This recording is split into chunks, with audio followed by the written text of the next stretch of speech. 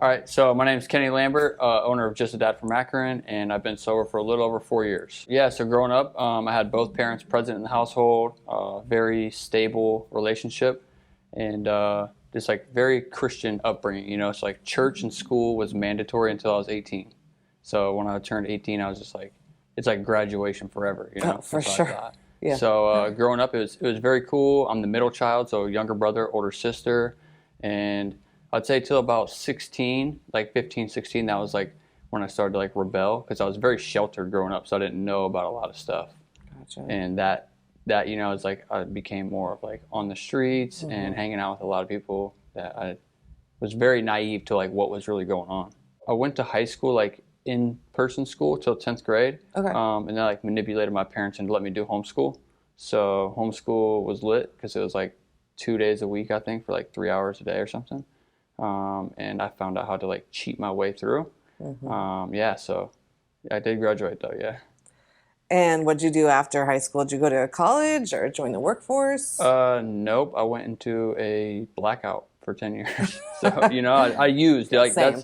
yeah, so it was like from there it was just, it was like summer vacation, you know, for the rest of my life. That's how I felt, you know, I'm like, I can do whatever I want. Kenny's will, you know, and yeah, it was cool for like I'd say the first 5 years. I had a clothing brand. It was like a promoter for clubs and venues, and we just had like big high up artists open, and then like local or headline and local artists, you know, perform to open.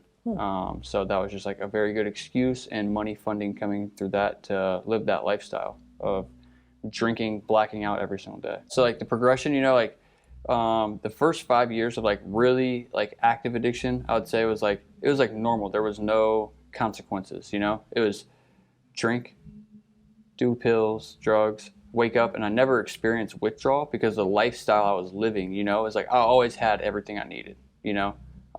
With selling and doing and partying and stuff like that, it was always there. So when I woke up and I was withdrawing, I thought I was just hungover, you know. So for 5 years, I had no idea. And then when it started going in and out of jail, you know, so I'd go to jail, get out, and I'd try to obtain and live that same lifestyle.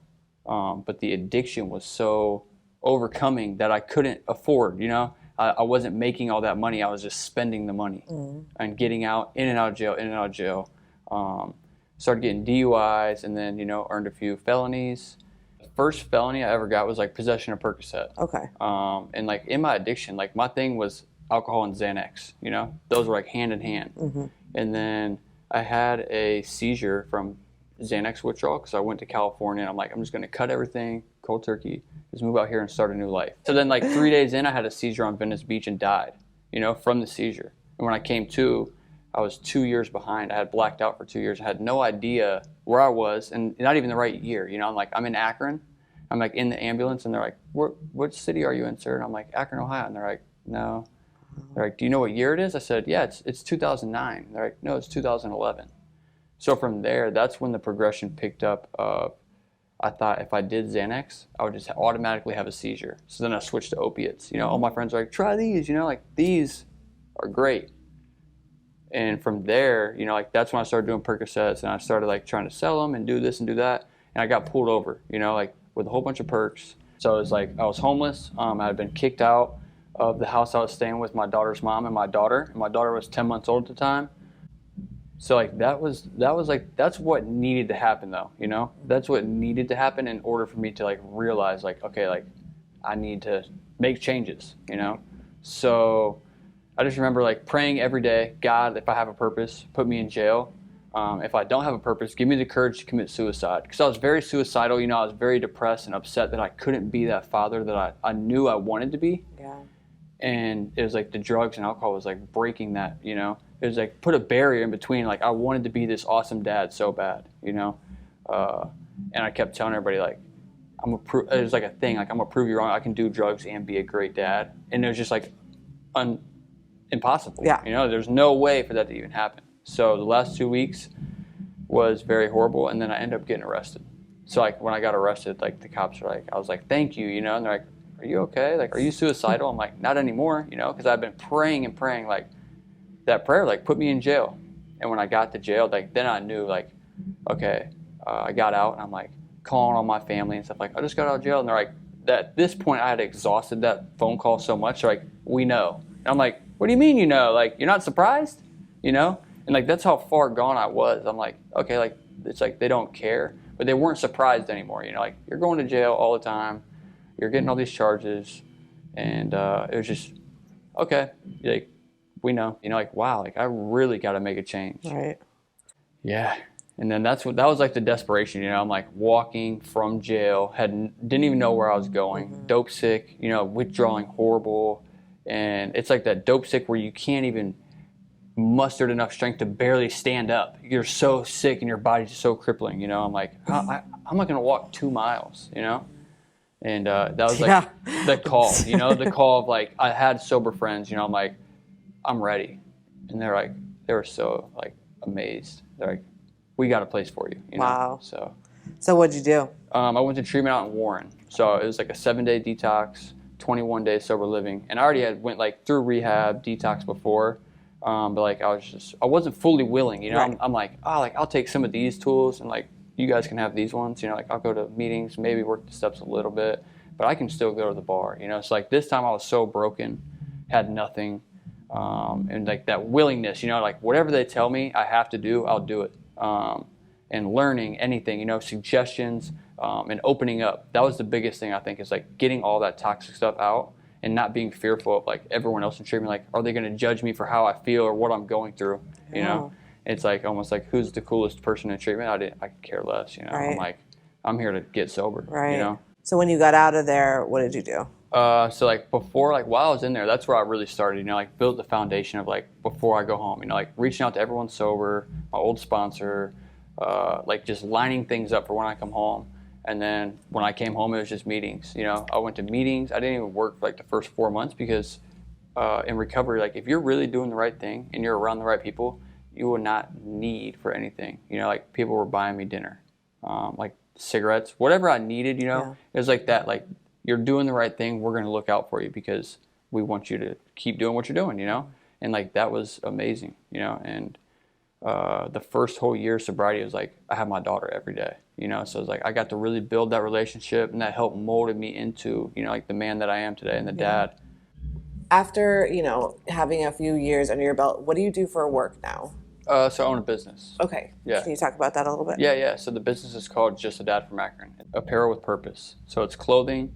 Like this is one of the shirts here. Recovery is priceless.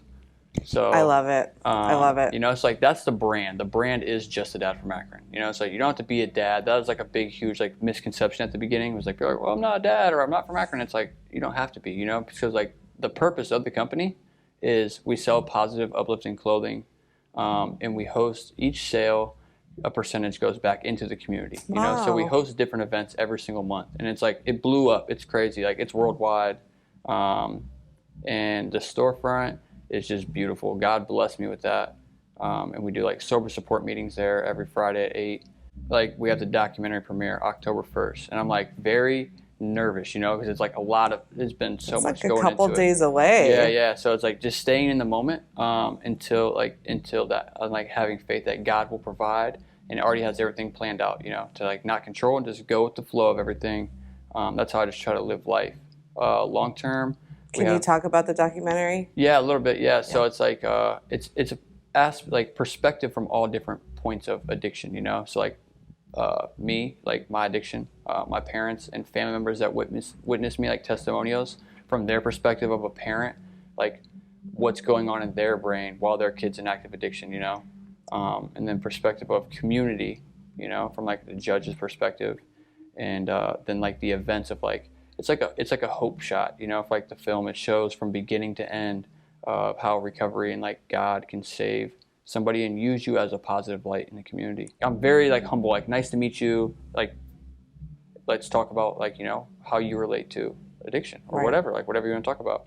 But it was like people were like giving me all this praise, and I stopped giving the credit to God, and it built this ego I didn't see, you know. And then in hindsight, like I was miserable. I was so miserable through the winter. I remember like mental health was like a huge thing. I just kept thinking like every day I'm in the store sweeping and mopping, and I'm like, today's going to be the day I go to the psych ward.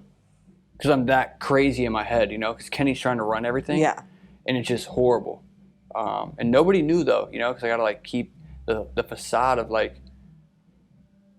happiness, you know, like, and it's like, but it's cool. Like I learned to like reach out to people and have those people to like let people know what I'm going through and not like sit in it. Yeah. So it's just a learning. Life is just a learning process. Oh, for sure. So For sure. So if you had any words of hope that you would like to share with a newcomer, somebody Yeah. that is trying to get sober, could you share them right now? Yeah, for sure. So like, no matter where you're at in life or what you've gone through or done, you can turn your life around and change.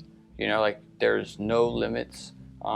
As long as you know, for me, I keep God first, you know, and with that, it's like the opportunities are endless and nobody can stop what God has planned for you but yourself.